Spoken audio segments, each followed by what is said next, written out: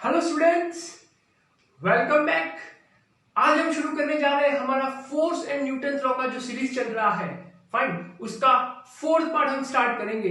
आज के वीडियो में हम देखेंगे रिगार्डिंग न्यूटन सेकंड लॉ, उसका स्टेटमेंट, साथ साथ में उसका डेरिवेशन कैसे होता है, मतलब F इक्वल टू एम कैसे डिराइव किया जाता है, और डे टू डे लाइफ के कुछ applications of Newton second law. Fine.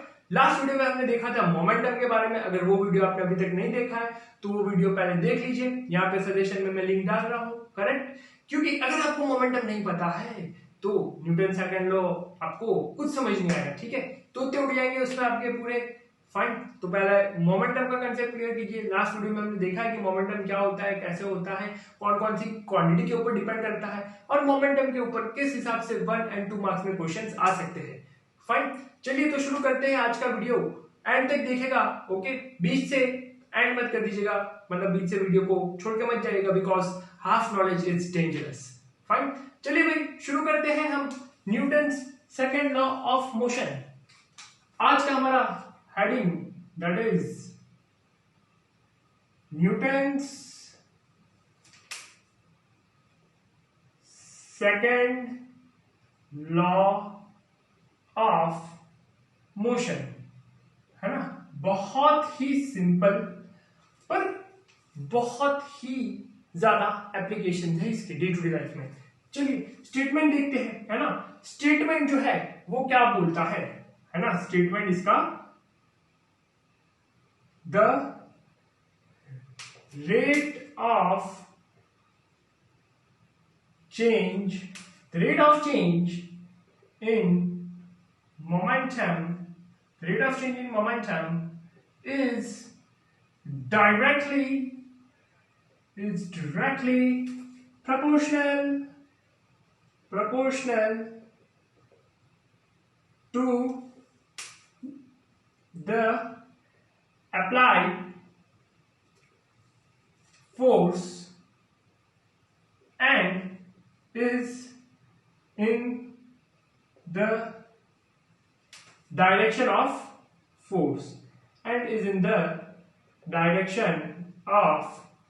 force या अप्लाइड फोर्स, ठीक है।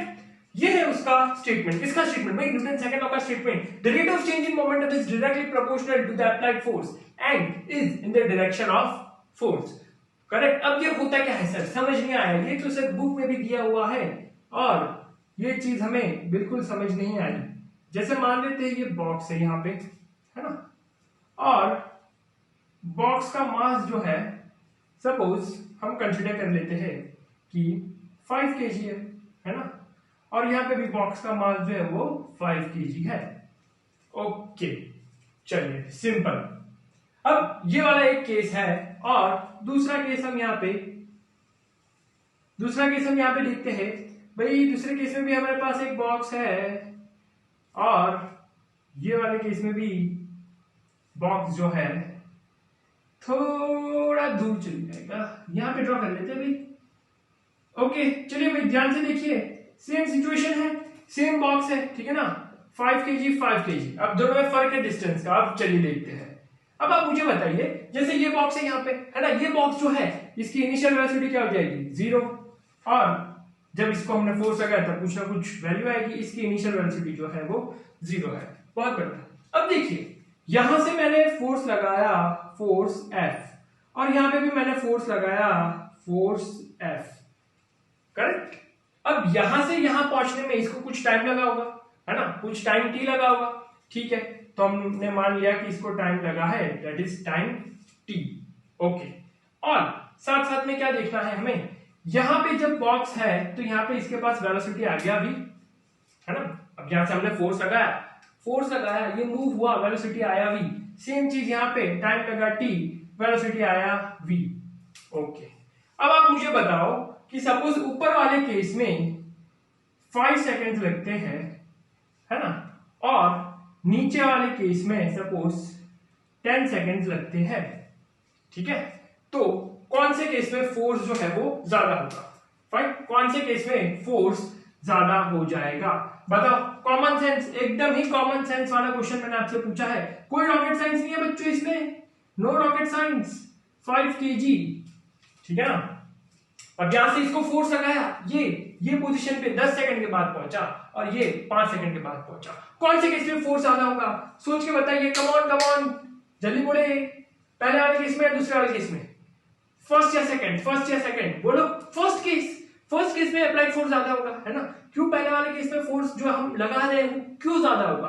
क्योंकि देखो 5 सेकंड है ना, 5 सेकंड में वो यहां से यहां पहुंच रहा है और ये वाले केस में डिस्टेंस हमने सेम कंसीडर किया है ना, दोनों की पोजीशन अप्रोक्सीमेटली सेम है, लेकिन इसको यहां से यहां पहुंचने में 10 सेकंड लग रहा है। ठीक है, यही है न्यूटन सेकंड लॉ। मतलब जितना ज्यादा आप फोर्स लगाएंगे उतना ज्यादा मोमेंटम में चेंज आएगा। अरे जितना ज्यादा आप फोर्स लगाएंगे उतना मोमेंटम में ज्यादा चेंज आएगा। क्यों मोमेंटम में ज्यादा चेंज आएगा? क्योंकि वेलोसिटी ज्यादा चेंज हो जाएगी। ठीक है ना, वेलोसिटी क्या हो जाएगी? ज्यादा चेंज हो जाएगी। ठीक है, तो यही है क्या? न्यूटन का सेकंड लॉ ऑफ मोशन, है ना?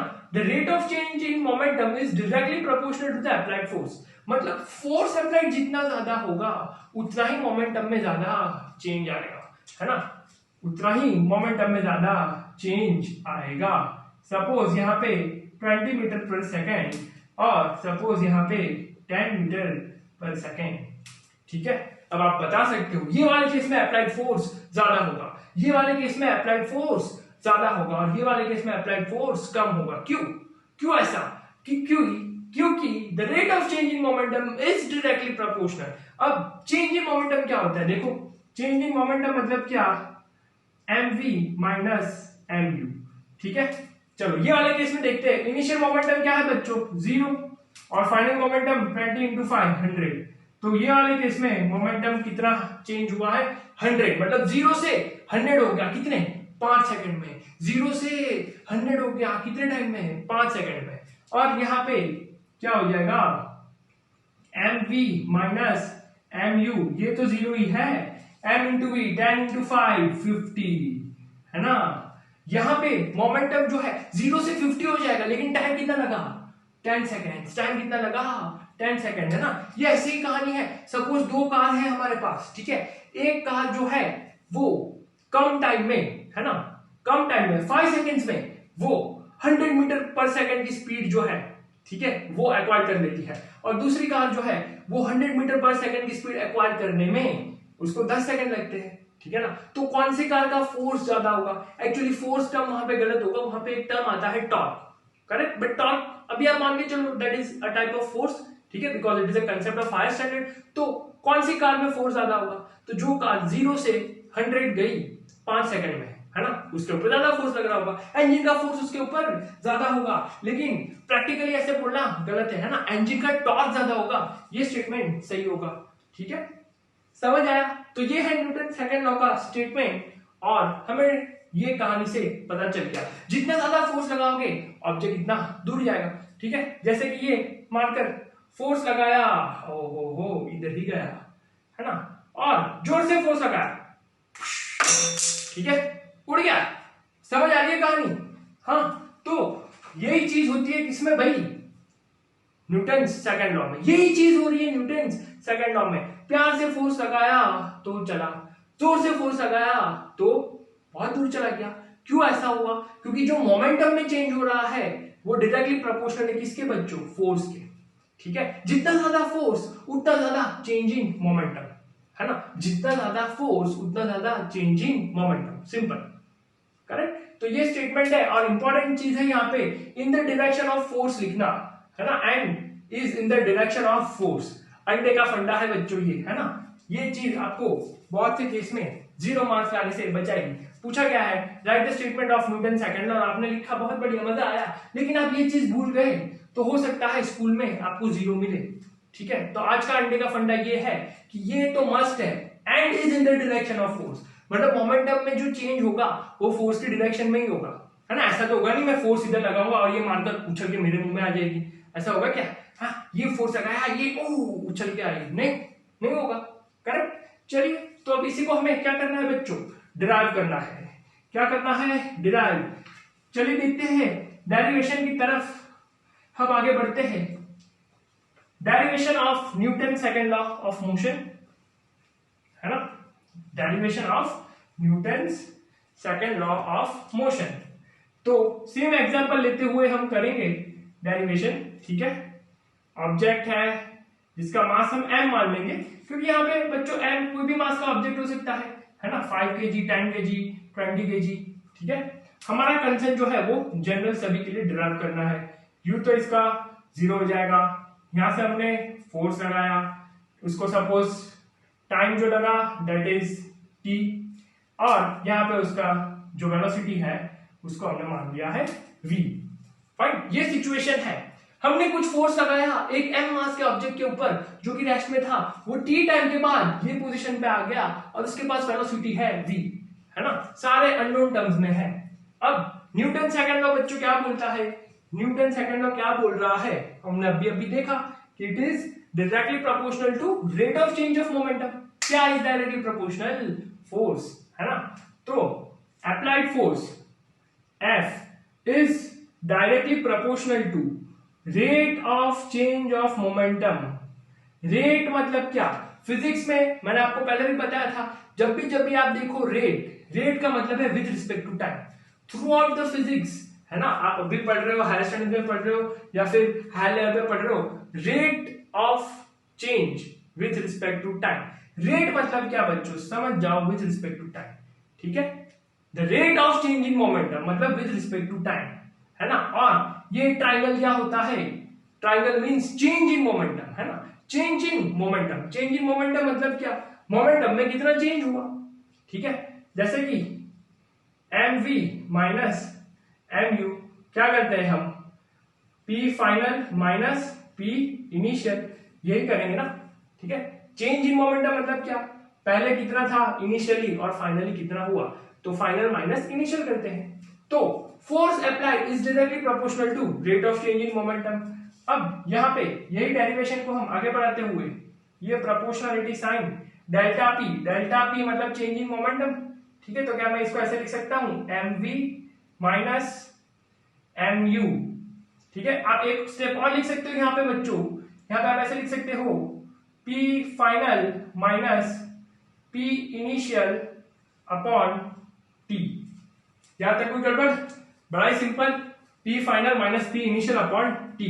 अब p फाइनल क्या होगा, मोमेंटम, फाइनल मोमेंटम मतलब mass into final velocity, mass into final velocity. Initial momentum मतलब mass into initial velocity upon t, ठीक है। यहां से आगे कंटिन्यू करते हुए F इज प्रोपोर्शनल टू, अब देखो यहां से कुछ कॉमन दिख रहा है, m कॉमन दिख रहा है, m, और ये क्या हो जाएगा, v minus u upon T.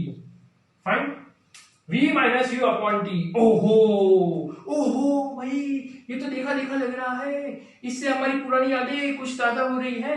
v minus u upon T क्या होता है बच्चों, बताओ? एक्सेलरेशन। अरे क्या होता है, एक्सेलरेशन। फाइन, तो F is proportional to m into a। अरे फर्स्ट चैप्टर में पढ़ा हमने, v minus u upon T equal to acceleration का फॉर्मूला है, ठीक है ना। देखा लग रहा है, तो देखो आप कनेक्ट कर पा रहे हो ना, फर्स्ट चैप्टर कैसे कनेक्टेड है, ठीक है। चलिए अब प्रोपोर्शनलिटी साइन हटेगी तो एक कांस्टेंट आएगा k m इंटू a। अब फाइनली हमारा हो गया F is equal to m into a। Fine, force is equal to mass into acceleration. यहाँ पे k की वैल्यू हमने क्या कंसीडर कर ली है, 1, k इज इक्वल टू 1। तो ये है हमारा न्यूटन सेकंड लॉ का formula, F is equal to m into a, है ना। आप ये भी यूज कर सकते हो, F is equal to delta p upon t, और आप ये भी यूज कर सकते हो F is equal to m into a। Depend करता है कि क्वेश्चन में क्या क्या चीजें गिवन होगी।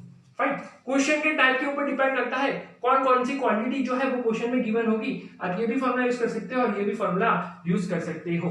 फाइन, समझ आई कहानी? तो ये है हमारा न्यूटन सेकंड लॉ का derivation, that is the most important, है ना। 3 मार्क्स का क्वेश्चन बनता ही है, state and derive Newton second law of motion. Statement लिखना है और डेरिवेशन करना है, ठीक है ना। और यहाँ पे स्टेप में बाजू में लिख देना a equal to b minus u upon t। बहुत बढ़िया।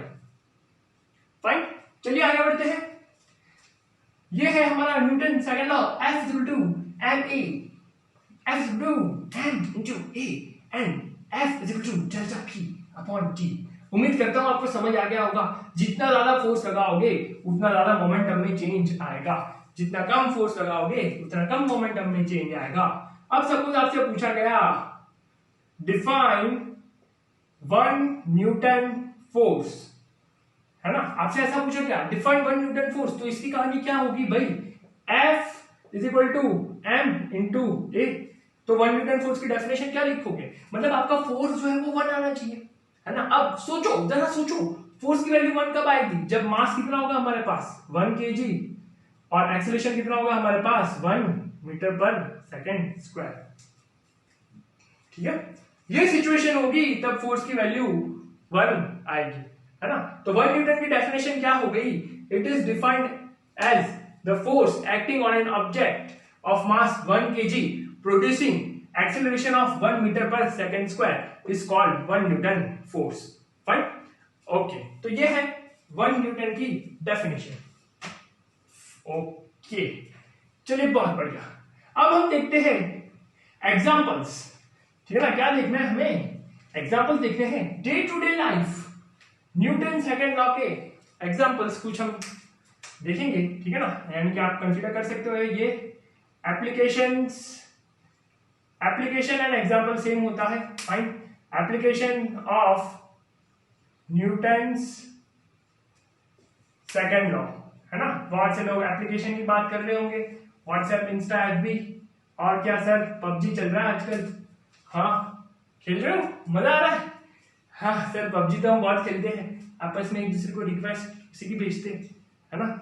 एक टाइम आएगा जब लोग फेसबुक पे रिक्वेस्ट नहीं भेजेंगे, पबजी पे रिक्वेस्ट भेजेंगे, ठीक है ना। अरे उसने रिक्वेस्ट भेजी है, चलो वॉर करना है, अटैक करना है, गेम खेलना है, चलिए fine. Application of Newton second law. अब न्यूटन सेकंड लॉ जो है उसका डे टू डे लाइफ में क्या एप्लीकेशन है वो हमें यहाँ पे देखना है।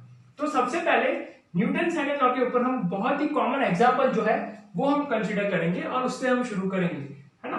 क्रिकेट वाला एग्जांपल, ठीक है, क्रिकेट वाला एग्जांपल। क्रिकेट आप सभी देखते होंगे टीवी वगैरह में ना, आपने देखा होगा कि जो फील्डर कैच करता है ना, बॉल को कैच करता है, तो ऐसा तो है नहीं कि वो बॉल के पास जाएगा ऐसे, ठीक है, या ऐसे जा रहा है, नहीं, वो बॉल को अपने पास आने देता है ना। वो बॉल को क्या करता है, यूं, देखो वापस स्लो मोशन, आओ जी आओ, फाइन। बॉल को क्या करते हैं, वो आने देता है फील्डर, ठीक है ना। तो ऐसा क्यों करता है वो, है ना। उसको तो बॉल के पास जाना चाहिए ना, ऐसे पकड़ो, ऐसे नहीं करता, है ना। विकेट कीपर भी आपने देखा होगा, तो विकेट कीपर क्या ऐसे खड़े रहता है और कैच यूं, ऐसे नहीं करता, ठीक है ना। कैसे करेगा, कैच करेगा यूं, फाइन। बॉल को अपने पास आने देगा, है ना। एकदम क्रिकेट वाली फीलिंग आ रही है बच्चों, आओ देखो ये है, ऐसे खड़ा है विकेट कीपर और जैसे ही बॉल आया वो यूं कैच करेगा, फाइन। पीछे की तरफ अपने हैंड्स को क्या करेगा, लेके जाएगा। अब ऐसा क्यों होता है भाई, ऐसा क्यों, तो उसके पीछे रीजन है न्यूटन सेकंड लॉ, है ना। अब क्रिकेटर को ये नहीं पता कि वो सेकंड लॉ यूज कर रहा है, हो सकता है कि उसने पढ़ा हो और याद हो, तो ठीक है ना, और अदरवाइज उनको पता नहीं है कि वो यूज कर रहे हैं न्यूटन सेकंड लॉ, है ना। हमने देखा F equal to delta P upon T, ठीक है। तो हम फर्स्ट केस देखते हैं, फर्स्ट केस क्या है ये। फर्स्ट केस में जो फील्डर है वो बॉल को ऐसे पकड़ रहा है, ठीक है ना, या आगे की तरफ से पकड़ रहा है, ठीक है। तो ये वाले केस में क्या होगा, देखो बॉल है, उसकी कुछ स्पीड होगी, है ना। चलो बॉल की हम स्पीड ले लेते हैं, सपोज मूव कर रहा है 10 मीटर पर सेकंड से, और अब हाथ में आ जाएगा, मतलब फाइनल वेलोसिटी क्या हो गई, 0 हो गई, स्टॉप हो गया वो, ओके, फाइनल वेलोसिटी क्या हो गई, 0। और सपोज हम मान लेते हैं ये इवेंट होने में 2 सेकंड का टाइम लग रहा है ना। सपोज ये इवेंट होने में 2 नहीं और कम कर लेते हैं, 0.2 सेकंड्स का टाइम लग रहा है, t is equal to 0.2 seconds, ठीक है, बहुत बढ़िया।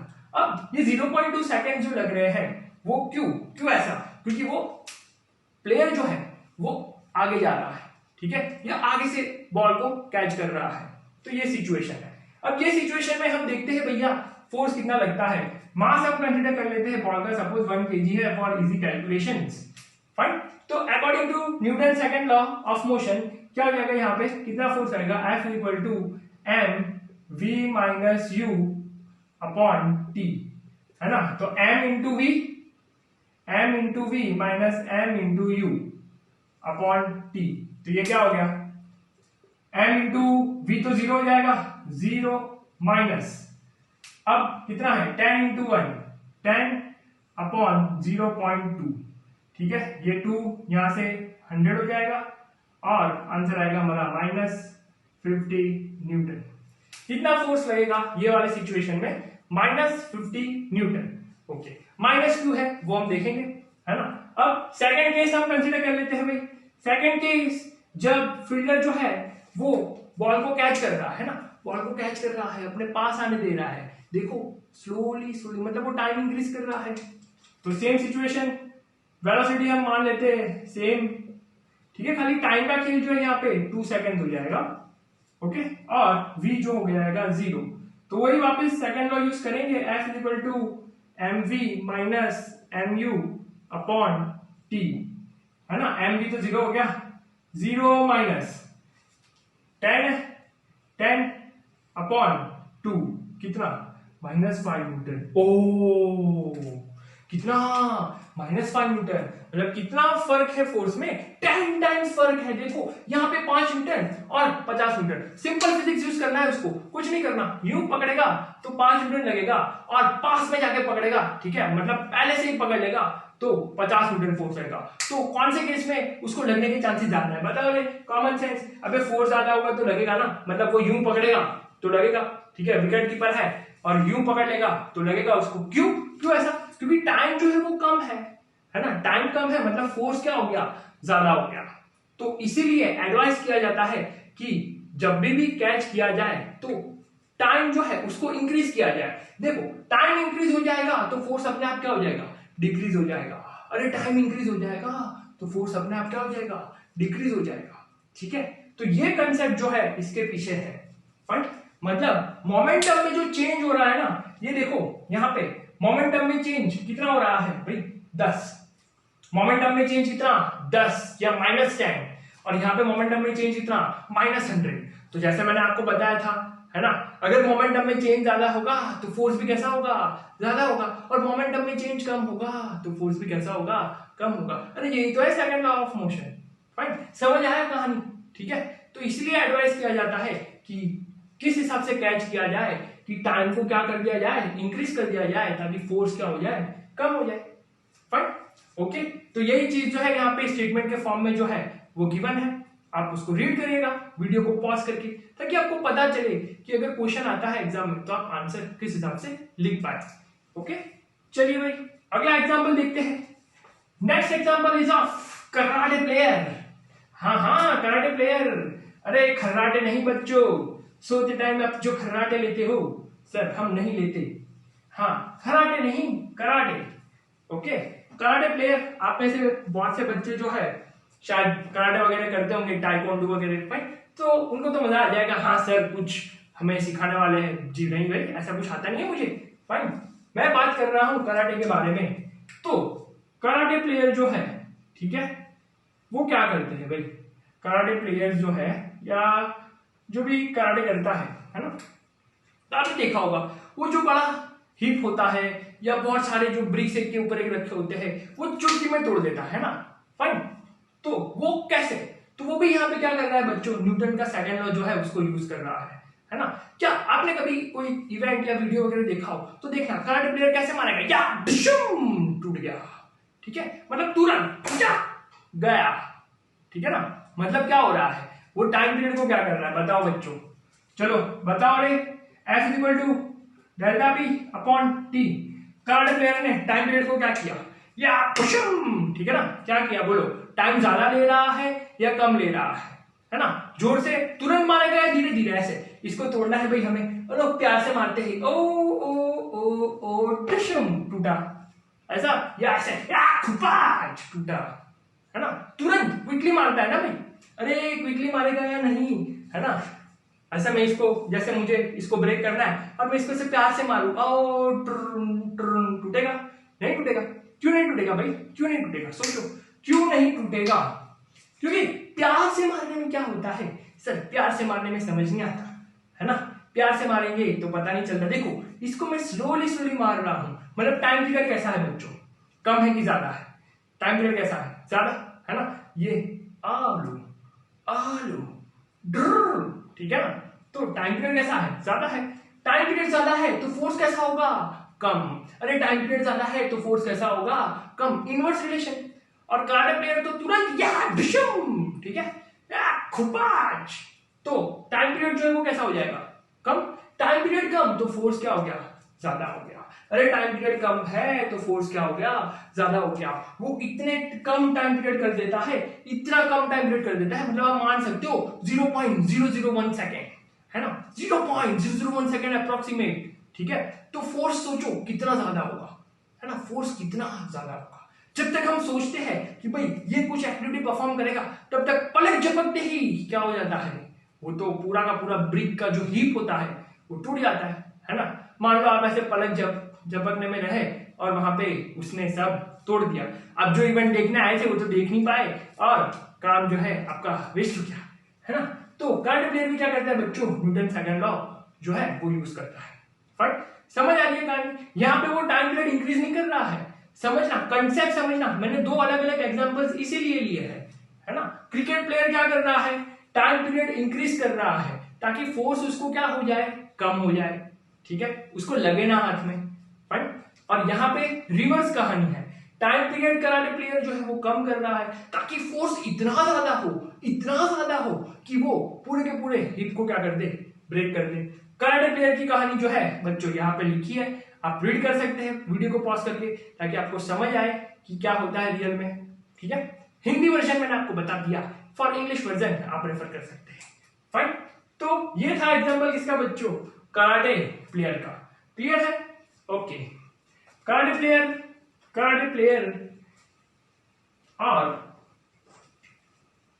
समझ में आया Newton second law of motion का application day to day life में। ऐसे क्वेश्चन जो है बच्चों वो 2 to 3 मार्क्स में आपको एग्जाम में आ सकते हैं ना, 3 मार्क्स तो नहीं लेकिन 2 मार्क्स में आ सकते हैं। तो चलिए इसी के साथ बच्चों आज का वीडियो जो है वो हम एंड करते हैं। नेक्स्ट लेक्चर में हम पढ़ेंगे किसके बारे में भाई, इंपल्स ऑफ फोर्स के बारे में, है ना। नेक्स्ट लेक्चर में हम पढ़ेंगे इंपल्स ऑफ फोर्स, क्या होता है impulse of force. Fine, okay.